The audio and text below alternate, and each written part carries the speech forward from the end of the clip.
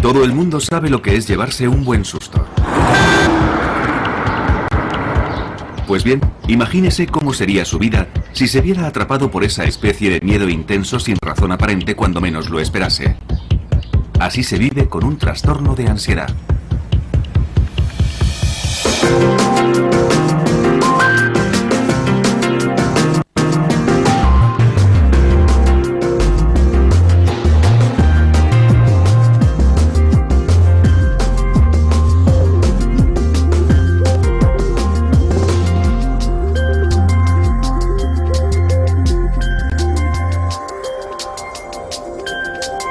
Es normal sentir desasosiego en situaciones angustiosas o peligrosas, pero normalmente pasa rápido y la vida continúa. Sin embargo, la ansiedad es continua y para algunas personas no pasa. Se convierte en un problema que termina controlando sus vidas. Me di cuenta de que me dejaba llevar por el pánico cada vez que salía de casa. Mi casa era el único lugar seguro, así que si estaba dentro de estas paredes me sentía segura. Incluso tener que ir al buzón era algo tremendo. Sandra Snow tenía 30 y pocos años, estaba felizmente casada y tenía 2 hijos de menos de 5 años cuando la ansiedad empezó a apoderarse de ella. Cada vez que salía y cogía el coche, estaba deseando volver a casa. Y nada más llegar me empezaba a sentir bien. Descansaba un rato y me ponía bien. Después empecé a pensar, no son simples mareos, tiene que ser algo más. Tenía palpitaciones en el coche, me sentía mareada, con náuseas e incómoda. Y llegó un momento en que dejé de salir, siempre estaba en casa, ponía excusas, decía que no me encontraba bien, que tenía dolor de cabeza, que tenía algún virus estomacal, que estaba enferma, que los niños no estaban bien. Me inventaba cualquier excusa. Al recordarlo, Sandra es consciente de que evitó hacer ciertas cosas durante mucho tiempo. Pero después de 3 meses particularmente agobiantes a cargo de sus 2 hijos pequeños, de un marido enfermo, un negocio y de ella misma, la ansiedad le superó. Hace como un año, digamos que empecé a evitar algunas cosas. No quería ir al cine y cosas así, ni estar entre mucha gente. Y además creo que el estrés de cuidar de mi familia también influyó de alguna manera. Durante los 7 años siguientes, Sandra vivió un constante miedo diario a los ataques de pánico que llegaron a controlar su vida. Es una sensación horrible. Por eso la gente dice que debe ser parecido a un infarto. El corazón te late muy rápido y tienes un ligero dolor en el pecho. Te falta la respiración, la cabeza te da vueltas, te tiemblan las rodillas y no sabes si vas a vomitar porque todo es muy confuso. Tienes el estómago, la cabeza, todo el cuerpo como sobresaltado.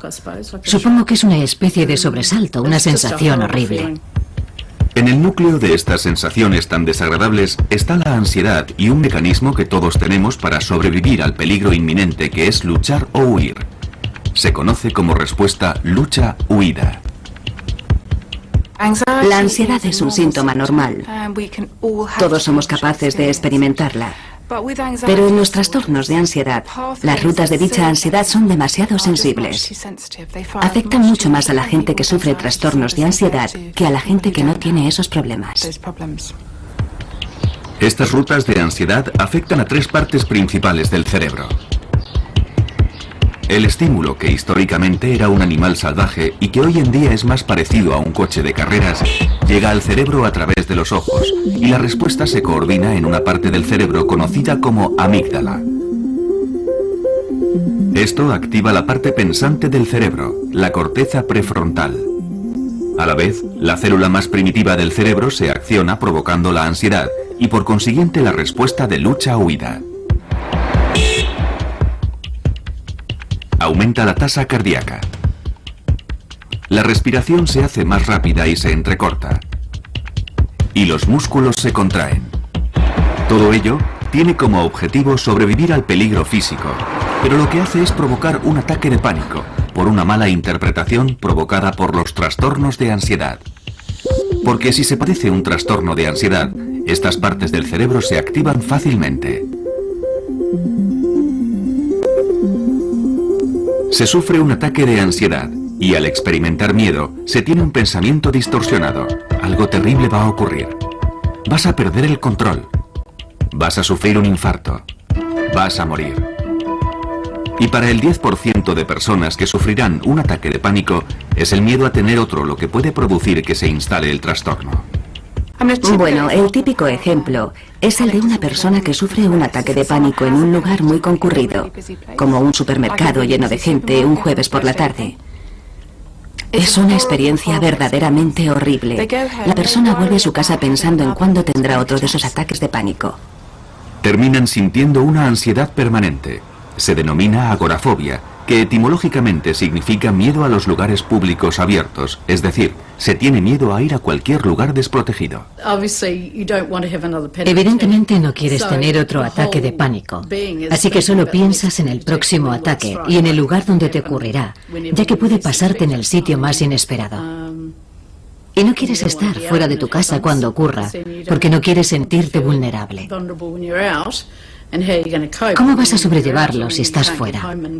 Es decir, cuando estás fuera, no puedes llegar a casa rápidamente. Así que terminas evitando salir, porque sabes que si tienes un ataque en el supermercado, no volverás al supermercado. Si tienes uno en la lechería, no volverás a la lechería. Y terminas evitando todo lo que te hace sentir incómoda, que finalmente es todo. Durante 7 años, Sandra apenas salió de su casa, y mientras algunas personas que sufren ataques de ansiedad o agorafobia tienen muy pocos ataques de pánico, para Sandra formaban parte de su vida, y cualquier cosa podía desencadenarlos en cualquier momento, como por ejemplo, salir por la puerta de su casa. Digamos que mi desafío cada mañana era salir a recoger el correo. Me obligaba a hacer ese tipo de cosas insignificantes. Pensaba que ir al buzón era mi forma de hacer algo. Me hacía sentir un poco útil, así que ir a recoger el correo era una especie de objetivo diario. Incluso haciendo eso, el riesgo de sufrir un ataque de pánico siempre estaba ahí y siempre era muy desagradable. Te tiemblan las piernas. Sientes que te tienes que agarrar a algo. Yo me tenía que agarrar a lo que fuera. Si no tenía un bastón, me tenía que agarrar a un seto o a algo que tuviera cerca. Pero tenía que agarrarme a algo para no descentrarme, para poder dar el siguiente paso. Necesitaba algo donde agarrarme. La cabeza te da vueltas. El corazón se te acelera. Yo no podía mirar a los lados, solo podía mirar al buzón y después darme la vuelta y volver. A veces incluso le era difícil hacer las tareas domésticas por el efecto que tenían en su ritmo cardíaco. Creo que es porque cuando haces algo extenuante, aunque pasar la aspiradora no lo sea, estás haciendo algo que acelera tu ritmo cardíaco, y esas palpitaciones son parecidas a las que tienes cuando sufres un ataque de pánico. Es una sensación que la mayoría de la gente ni siquiera nota, y aunque lo hagan, no le dan importancia. Pero cuando se padece un trastorno de ansiedad, el aumento del ritmo cardíaco puede activar la ruta hacia la amígdala, que a su vez activará la ruta a la parte pensante del cerebro, donde se malinterpretará como el comienzo de un infarto. Por eso se siente ansiedad y el ritmo cardíaco se acelera y las rutas se activan. Es un círculo vicioso que termina en el ataque de pánico que se estaba intentando evitar a toda costa.